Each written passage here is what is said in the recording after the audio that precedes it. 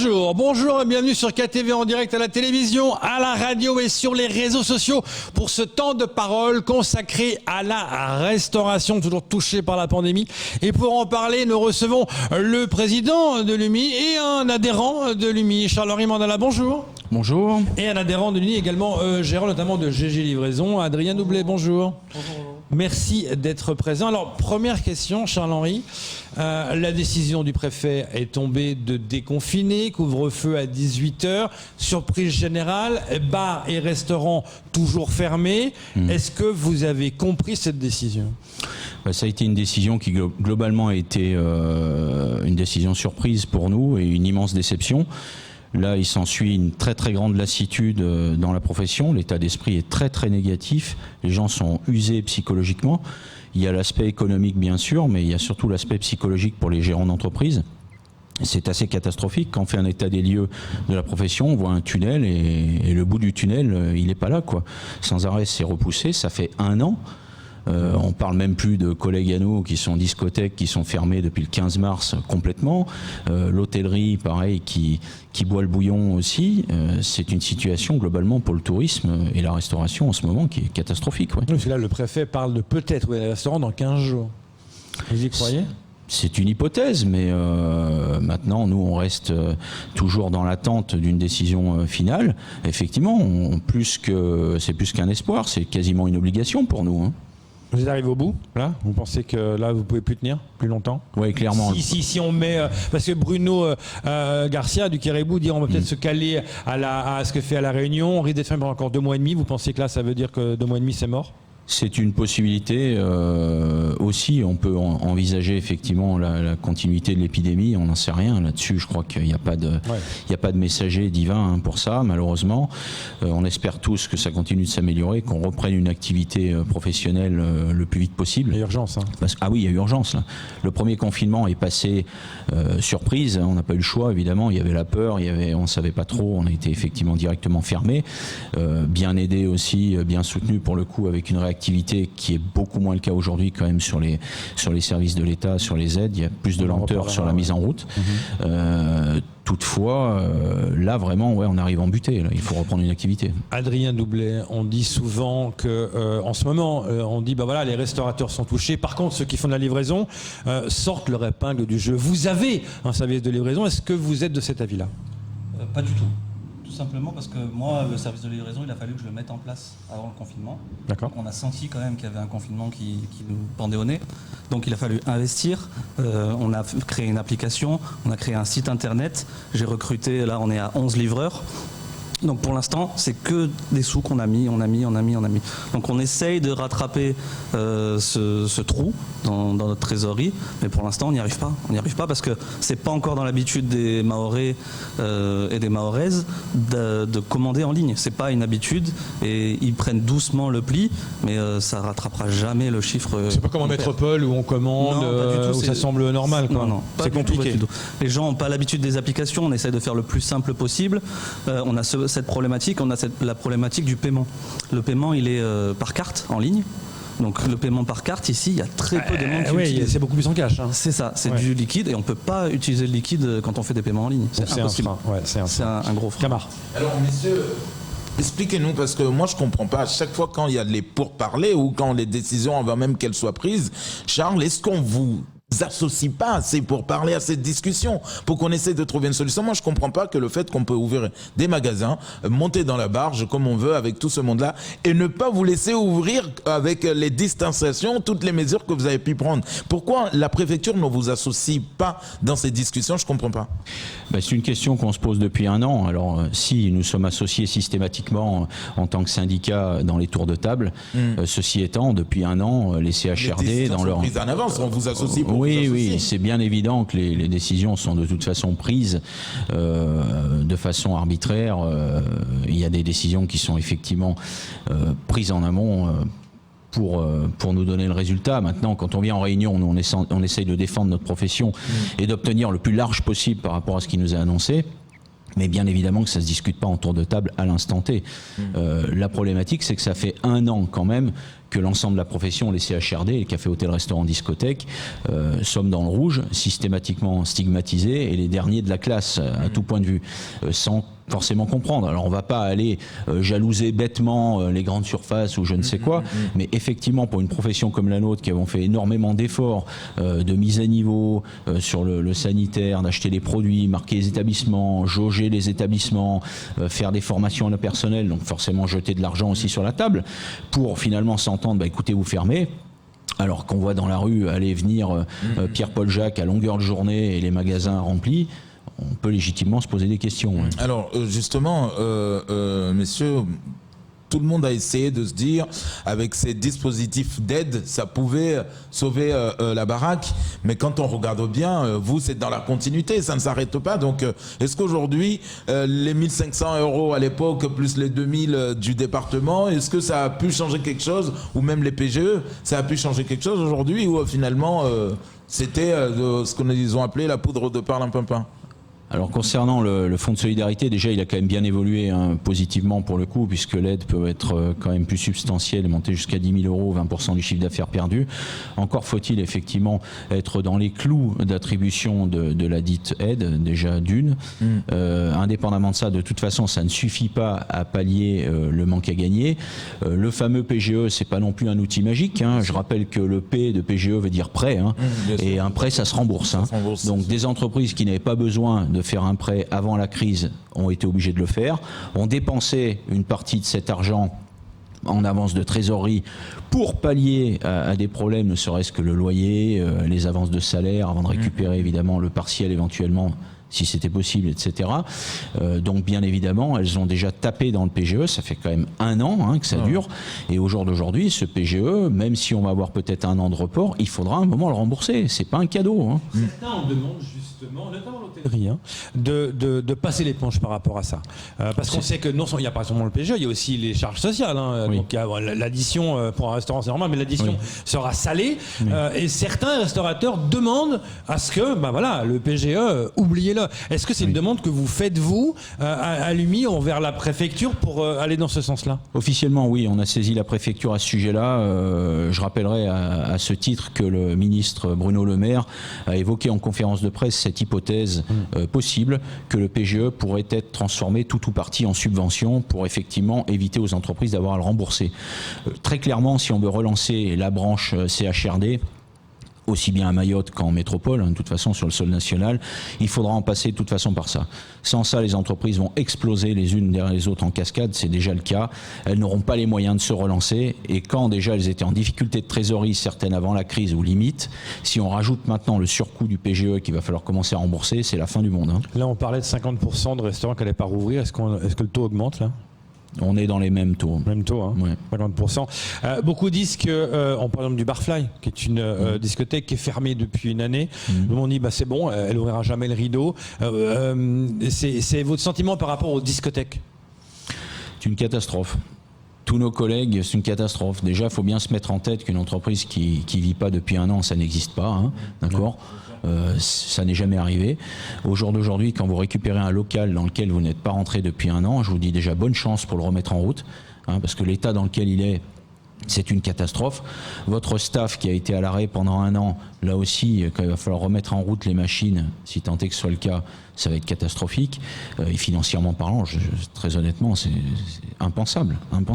Pour vous, c'est quoi ? C'est la fin du Barfly, c'est la fin du Love, c'est la fin du Zénith, c'est quoi ? J'espère que non. Hein. J'espère qu'ils vont arriver à passer le cap, qu'ils ont d'autres ressources et de l'argent de côté éventuellement. Voire un PGE qui effectivement leur permettra de redémarrer, mais clairement la situation va être très très délicate pour eux. Oui. Alors là on attend Charles-Henri, le préfet, dans 2 semaines, ce qui va en sortir, mais est-ce que vous, là aujourd'hui, quand vous consultez tous ensemble à l'UMI par exemple, est-ce que vous avez une deadline à ne pas dépasser ? Vous dites ces 2 semaines s'y passent, c'est fini, on va jeter les armes.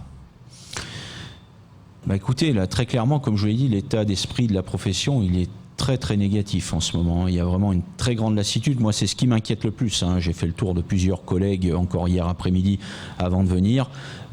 Tout ce qui revient, c'est vraiment un terrible ras-le-bol, une usure psychologique qui a pris le pas sur les données économiques. Alors je crois que ça, c'est vraiment quelque chose dont il faut réellement s'inquiéter. Les gens sont plus positifs, les gens sont dans le négatif maintenant. Ça veut dire qu'il y a un risque qu'ils baissent le rideau définitivement, qu'ils ne le revoient pas. Oui. Sans parler du fait que là, ils nous font tirer jusqu'au Ramadan, en gros.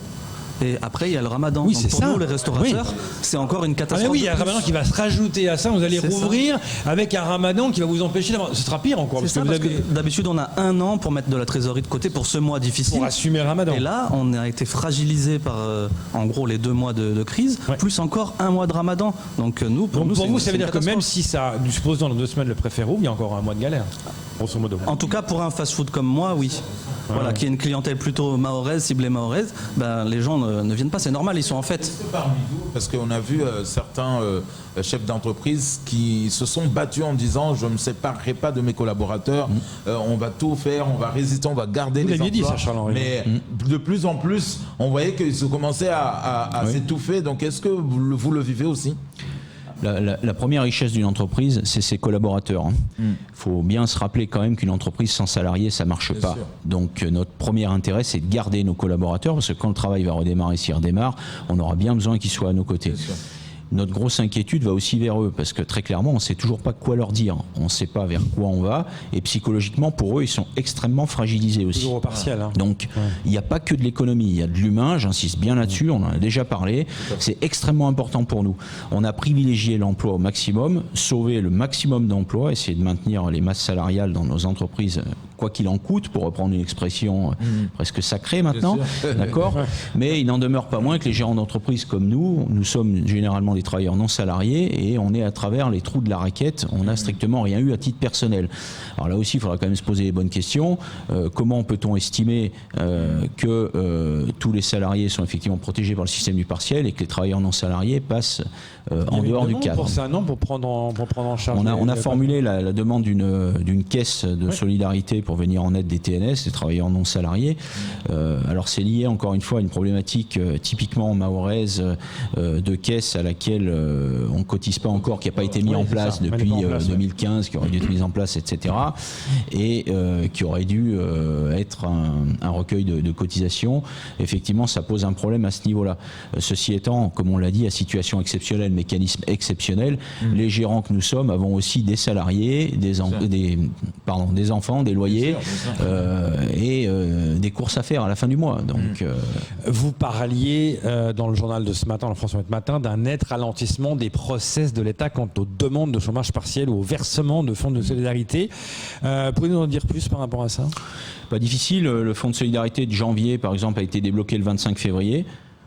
Donc ça n'était pas arrivé l'année dernière, puisqu'en moyenne, les fonds de solidarité étaient débloqués vers le 5-6 du mois d'après, et avec un traitement sous 48-72 heures maximales, ce qui était exceptionnel en vitesse de traitement. Concernant les demandes de mise au partiel pour les salariés, beaucoup d'entre nous, moi le premier, avons eu à attendre la date limite d'instruction UD, comme on dit classiquement, les 15 jours pour avoir une validation tacite. Ce qui n'était pas le cas l'année dernière, puisqu'on avait une validation d'office. À partir du moment où on était confiné, on demandait et clac, la DIECT débloquait, mettait en route. Là, il y a une incertitude pour beaucoup d'entre nous. C'est très inconfortable, parce qu'effectivement, on ne sait plus quoi faire. On ne sait pas si ça va passer ou pas. Et on sent effectivement un ralentissement quand même dans le traitement des dossiers. Alors, certains parlaient, parce qu'il y avait des abus. Il y a ce qui se passe aujourd'hui en métropole. Il y a des contrôles qui se font. On se rend compte que certains ont abusé de la situation. Est-ce que c'est peut-être pour ça qu'il y a des ralentissements ? C'est une possibilité. Est-ce que vous pensez qu'il y a eu des abus à Mayotte ? Il y en a sûrement comme partout, c'est une possibilité là-dessus. Mais bon, c'est pas la majorité. Il ne faut pas non plus aller noircir le tableau. Mais voilà, si on peut parler d'abus, peut-être chez certains, c'est peut-être possible.